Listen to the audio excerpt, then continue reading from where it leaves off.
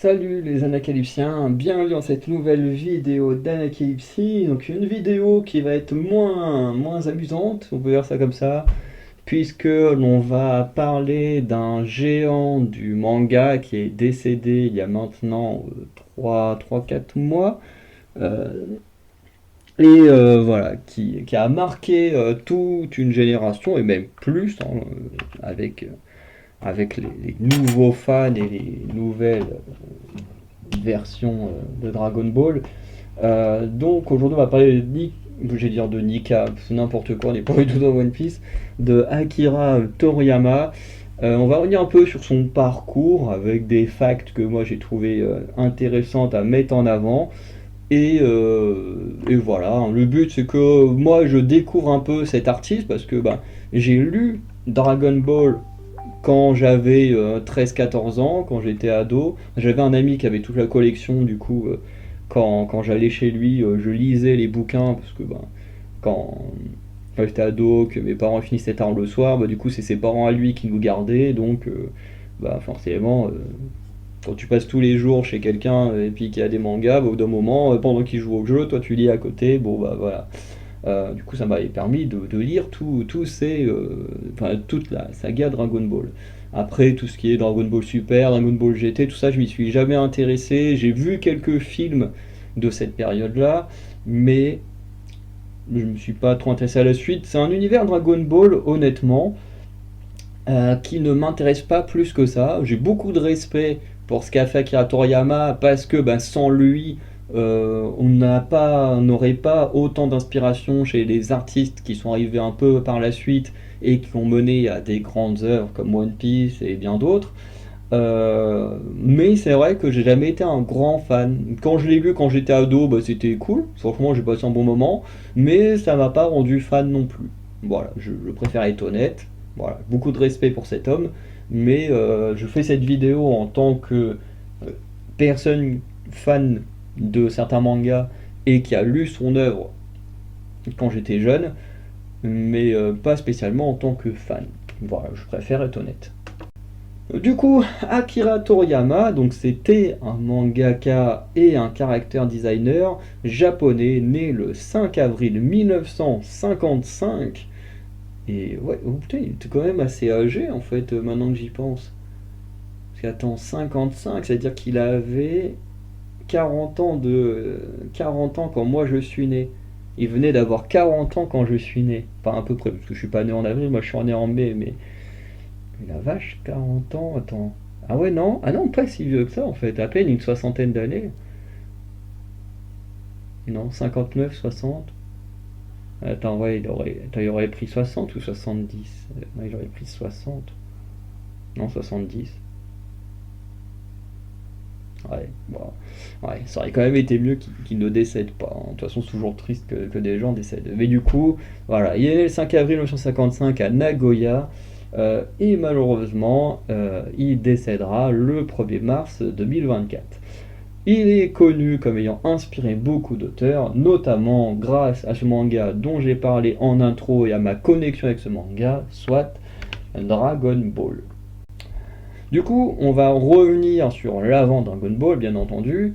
Lors de ses études, Toriyama avait déjà une spécialité en art et il refusera de faire des études supérieures, préférant entrer directement dans la vie active, ayant une grande confiance en ses capacités pour devenir auteur de manga. Alors j'ai l'impression que c'est un truc qu'on a ce mois-ci là dans les vidéos présentations, parce que juste après, je vais enregistrer une vidéo de présentation de Stéphane Rothenberg, animateur de Top Chef, Pékin Express, qui pour moi est l'un des meilleurs animateurs français et qui, pareil, n'a jamais fait d'études supérieures. D'ailleurs, Stéphane Rothenberg n'a même jamais eu le bac. Et le mec est devenu l'un des plus grands animateurs de France, tranquille, sans diplôme. Comme quoi, hein, l'État français nous casse les couilles avec les diplômes, alors que certains arrivent à s'en sortir extrêmement bien sans spécialement en avoir.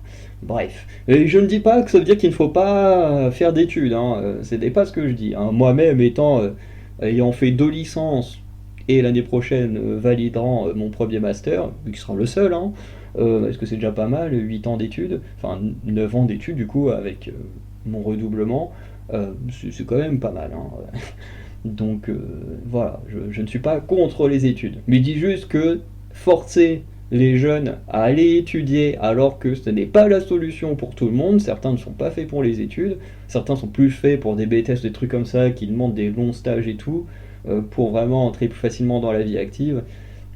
Je pense que voilà, faut mieux diriger les futurs étudiants plutôt que leur raconter n'importe quoi.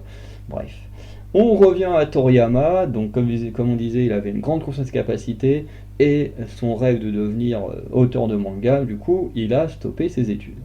Même si ses parents, du coup, étaient contre son choix, ce que je peux totalement comprendre, hein, moi ça m'est arrivé à une période de ne plus vouloir faire d'études, enfin même 2 fois ça m'est arrivé, et bon, j'avoue que la première fois, comme j'étais encore au lycée, mes parents n'étaient pas chauds non plus, hein. Bref. Du coup, malgré le fait que ses parents soient pas d'accord, du coup, il va quand même aller au bout de son idée en trouvant un job comme illustrateur dans une agence de publicité. Au bout de 2 ans, Toriyama devra démissionner de son job à cause de son comportement qui n'était pas apprécié là-bas, notamment puisqu'il avait beaucoup de retards répétés, ayant du mal à se lever à l'heure, ou encore sur sa façon de s'habiller, hein. On sait qu'en France, la façon de s'habiller a une importance, mais je pense qu'on n'est pas aussi cadré sur la façon de s'habiller, de se comporter que les Japonais. Du coup, bah, là-bas, ça a quand même servi à son renvoi de cette entreprise. Par la suite, Toriyama bah, du coup, va se retrouver au chômage hein, et reçoit de l'aide de ses parents, notamment en lui donnant de l'argent.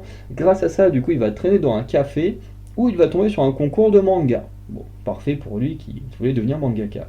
Pour ce concours, il enverra une histoire comique sans montrer de grandes ambitions dans son travail, et ce qui fait bah, qu'il ne gagnera pas le concours. Il tentera ensuite sa chance avec l'histoire Awawa World, qu'il enverra dans un magazine de manga pour adolescents, mais à nouveau ne remportera rien. Il tentera à nouveau sa chance sur un concours du Shonen Jump avec une parodie de Star Wars 4 qui se nomme Mysterious Rain Jack, mais la Shueisha n'ayant pas les droits de diffusion d'une parodie Star Wars, Akira Toriyama va de nouveau échouer dans l'invention d'une nouvelle histoire. Par contre, celle-ci, si elle est trouvable, j'aimerais vraiment la lire. Du coup, Kazuhiko Torishima va trouver du potentiel en Akira Toriyama et deviendra son éditeur durant la période du Dr. Slump et la première partie de Dragon Ball.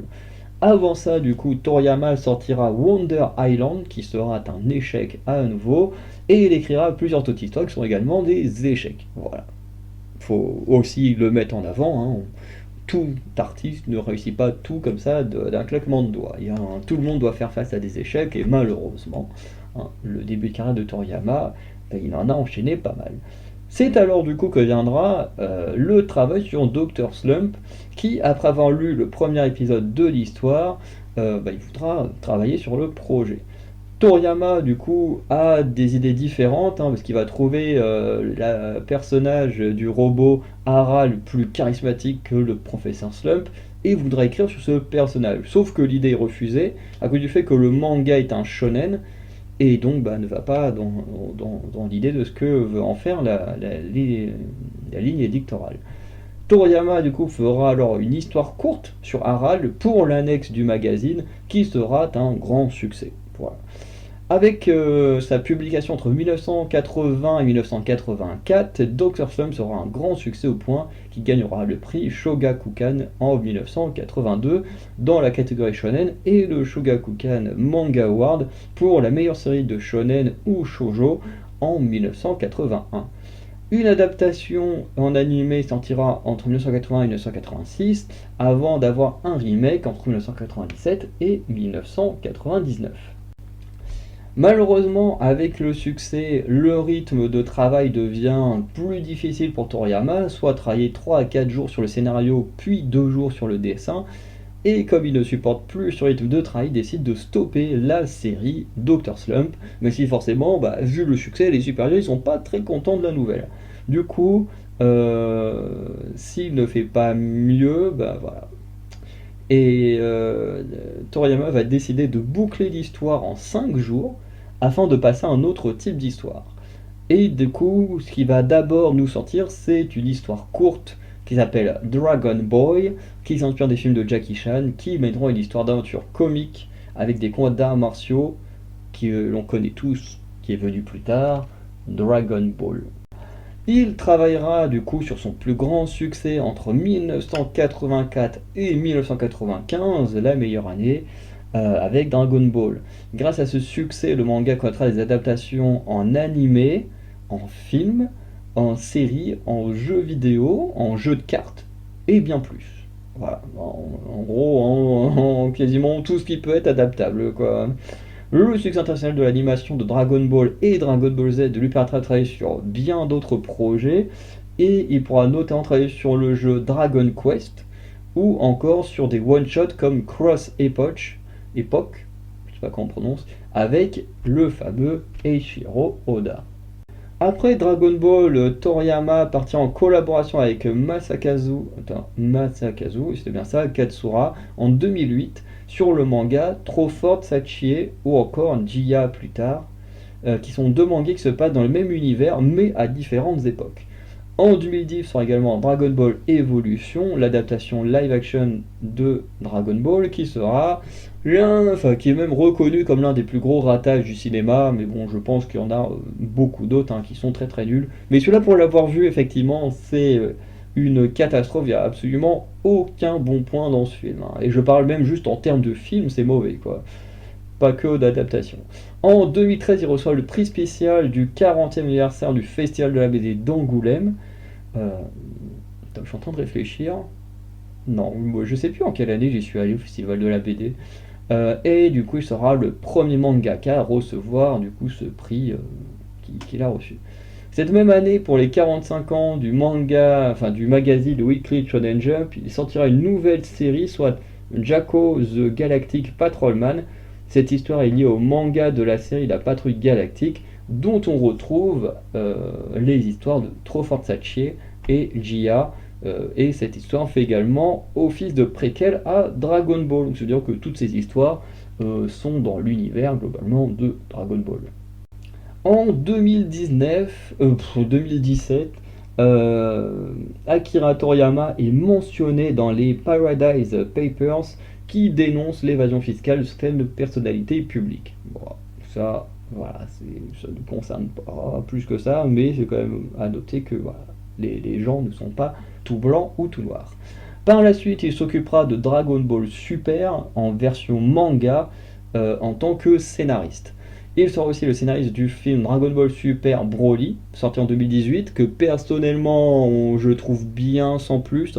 C'est bien, niveau divertissement et tout, mais alors niveau scénario, on vole pas haut.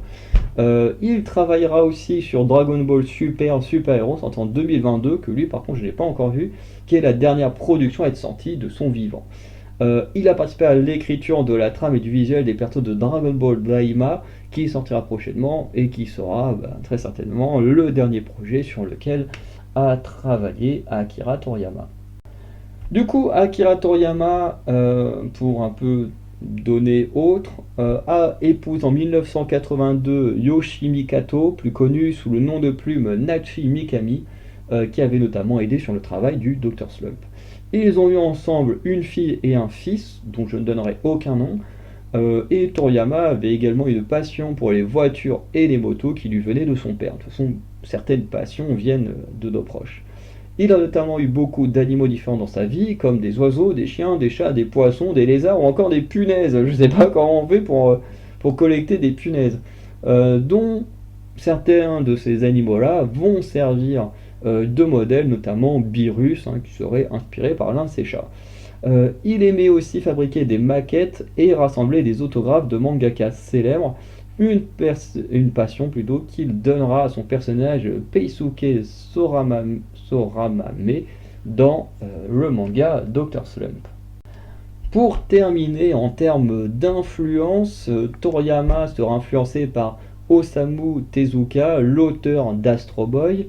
Il sera également influencé par Walt Disney, notamment par l'adaptation des 101 Dalmatiens. Bon, chacun a ses Disney préférés. Moi, j'avoue que 101 Dalmatiens, c'est un de ceux que j'aime le moins. Voilà, je suis pas un grand fan. Bon, en même temps, je suis pas très fan des chiens depuis que je me suis fait agresser par un chien. Oui, bon. Comme on l'a vu plus tôt, il a aussi été très inspiré par Jackie Chan et ses histoires, dont la comédie Le Maître Chinois, que je ne connais pas du tout. Il sera aussi inspiré par l'animateur Toyo Ashida, qui travaille sur l'adaptation de Dragon Ball, qui lui apprendra à travailler les couleurs pour faciliter la tâche, oui, j'ai oublié une lettre, la tâche du nettoyeur de la coloration. Voilà, comme quoi, même quand tu es un grand auteur, tu peux toujours apprendre. Du coup, on va conclure sur cette petite vidéo, voilà, qui mettait en avant l'un des mangaka les plus connus de l'histoire du manga. Voilà, et comme on l'a vu, même lui a eu beaucoup d'inspiration, hein. C'est ce que je disais sur la vidéo du Neketsu. Quand on est un artiste, on est beaucoup inspiré par d'autres personnes, et puis bah, sans le vouloir, on en inspire d'autres, hein, c'est comme ça. Voilà. Du coup, on va s'arrêter là. On dédie forcément cette vidéo à Akira Toriyama, hein, voilà, qu'il repose en paix. Il a bien mérité après tout ce qu'il a apporté au monde du manga. Voilà, donc n'hésitez pas à me dire en commentaire ce que vous pensez d'Akira Toriyama, de son œuvre, hein, voilà, vous pouvez dire ce que vous voulez tant que c'est dans le respect de la personne. Voilà, comme moi je l'ai dit, hein, j'ai lu tout Dragon Ball, qui en animé donne Dragon Ball et Dragon Ball Z, mais genre sans être spécialement un grand fan. Voilà. Mais j'ai beaucoup de respect pour ce qu'il nous a apporté à tous. Bref, passez une bonne soirée et à très bientôt tout le monde.